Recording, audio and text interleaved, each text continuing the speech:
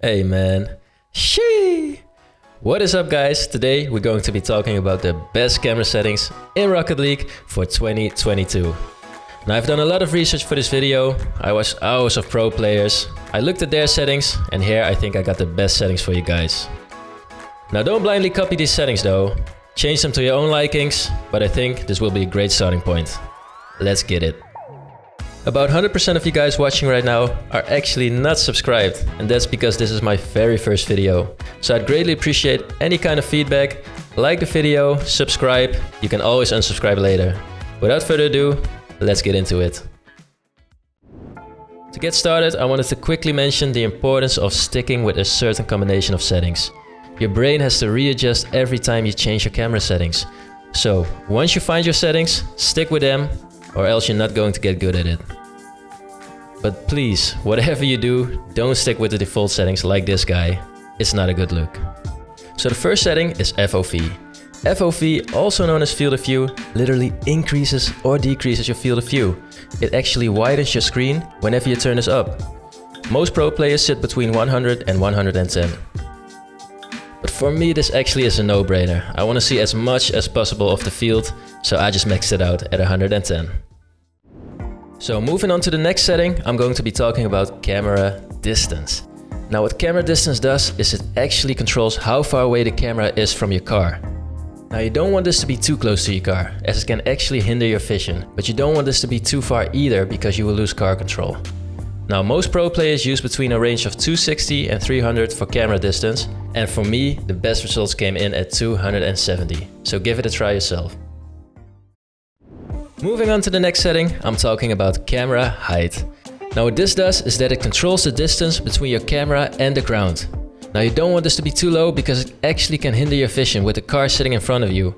But if you put it too high, you can't even see a car properly. So keep this in mind whenever you change this. Now my advice would be to stick with a height of 110. For me, I found the best results with these settings, but you can tweak it a little bit. Moving on to the last important setting, angle. Now what angle does is it literally angles your camera. Whenever you turn this down, it angles more to the ground, and whenever you turn this up, it angles more to the sky. So you want to have a nice balance. Now most pro players I have seen use a value between minus 3.0 and minus 5.0. Now for me personally, I had the best results with minus 3.0. It has a great balance, so definitely try this one. Next setting, stiffness. Now stiffness is not that important, it's just a matter of personal preference, but let's talk about it anyway. Now what stiffness does is that it controls how loose or how stiff your camera will stick to your car. So whenever you go supersonic, on the left side you see how loose it is. On the right side it's very stiff. Now as I jump off this wall you can clearly see how stiff the camera looks on the right side in comparison to the left side. I've tested different values, but I think the best setting is 0.50, but definitely try this one for yourself. Let's talk about the last two settings. Now these are purely personal preference, but it's good to talk about them anyway. Swivel and transition speed. Now in my experience, these two settings don't affect your gameplay all that much. Swivel speed lets you control the sensitivity of your camera whenever you move your joystick, just like in this example. And transition speed is the transition between ball cam on and off. Now in my opinion, you want to have these settings as high as possible, but at a point where you still can control your camera.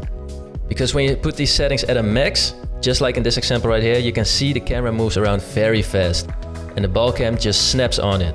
And for me, that's just too fast. But hey, you should try these settings out for yourself, see what you like. But for me personally, I put these settings at a swivel speed of 2.50 and a transition speed of 1.0. Now here I got a little bonus tip for you guys, camera presets. Now whenever you watch a pro player and you think, what are his settings? Just look at this list. Here they got all the settings, all the combination of settings of all the pro players. So it's actually fun to look around them and see what different combinations there are. And maybe you'll find something useful out of it. Maybe you'll try a preset and you think, oh, this is really good actually. Just try these settings, I promise you guys, these are really good to look at. Especially after watching this video, whenever you try my settings, also try some presets. And maybe you'll add something to my settings and you got the best combination of camera settings just for yourself. Now like I said in the beginning of the video, please tweak these settings to your own likings. But whenever you feel like you got the right combination, please stick with these settings. because your brain has to readjust to these new settings. So don't get disencouraged whenever you play bad in the beginning. I promise you guys, over time, if you stick with these settings, you will rank up and you will get better. Just give it a little bit more time. Now go ahead, play some Rocket League with these new settings. Let's all rank up this year. I hope you guys enjoyed this video and learned something useful from it. I've enjoyed making this video for you guys, and I hope to see you guys in my next video. Anyway, I'm not gonna hold you guys any longer. I'll see you next time.